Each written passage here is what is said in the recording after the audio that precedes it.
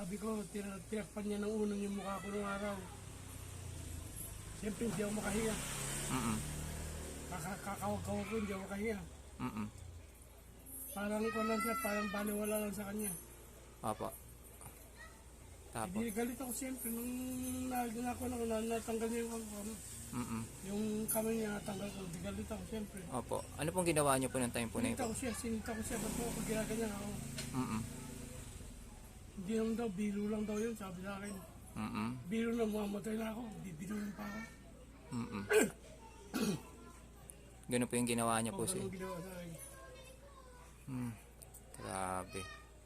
Ano pong simulat po na ginawa niyo po dun to? Yung, paano po kayo nanlaban? Nakahiga ko yun, nakaganyan, parang nakagato ganyan. Dinaganan niya pa ako, tsaka yung katawan ko, tsaka yung mga ko, kasi diretso akong matulog na araw, nakaganyan ako.